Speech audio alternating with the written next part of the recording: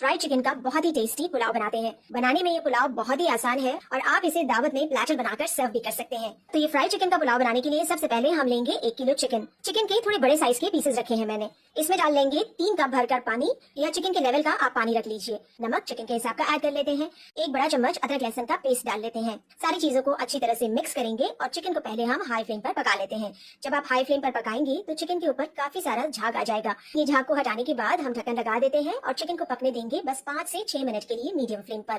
Chicken को बहुत ज्यादा नहीं पकाना है, चिकन को बस 50% तक हमें पका लेना है।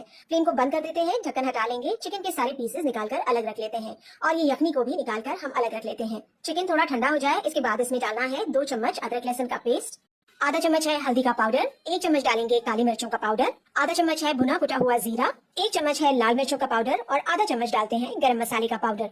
नमक भी थोड़ा सा इसमें ऐड कर लेते हैं, करीब आधा चम्मच। नमक डालने के बाद 2 चम्मच इसमें कॉर्नफ्लावर डालेंगे, इससे बाइंडिंग अच्छी होगी और फ्राई करने पर चिकन पर से मसाला नहीं छूटेगा। आधे नींबू का रस इसमें डाल देंगे।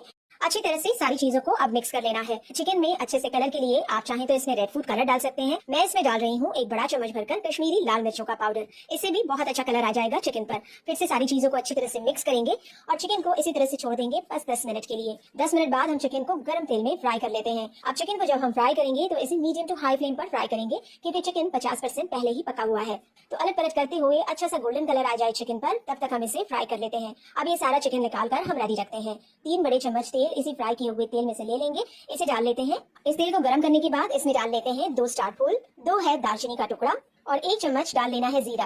खड़े मसालों को हल्का सा फ्राई कर लेते हैं गरम तेल में। फिर इसमें हमें डालना है 1 मीडियम साइज की प्याज बारीक चॉप की हुई। प्याज को फ्राई कर लेंगे, हल्का सा इस पर गोल्डन कलर आ जाए। इसके बाद इसमें डालेंगे 2 छोटे चम्मच अदरक लहसुन का पेस्ट और 1 चम्मच डाल लेते हैं हरी मिर्च का पेस्ट, या फिर मिर्चों को आप बारीक चॉप करके डाल लीजिए। अब सारे मसालों को अच्छी तरह से हमें भूनना है अदरक लहसुन का कच्चापन जाने तक।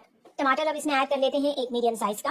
आधा चम्मच इसमें डालेंगे भुना कुटा हुआ जीरा, 1 चम्मच भरकर डालते हैं धनिया का पाउडर, आधा चम्मच डालेंगे काली मिर्चों का पाउडर। बस इतने ही मसालों को ऐड करके हम फिर से सारी चीजों को मिक्स कर लेते हैं और मसालों को हमें भून लेना है। टमाटर सॉफ्ट हो जाए तब तक हम मसाले को चलाते हुए भून लेते हैं। तो टमाटर सॉफ्ट हो चुका है, तेल भी सारा सेपरेट होने लगा है मसालों से। अब फ्लेम को एकदम लो कर लेंगे और इसमें आधा कप अच्छी तरह से फेंटा हुआ दही डाल लेते हैं। लो फ्लेम पर दही को सारे मसालों के साथ मिक्स कर लेंगे।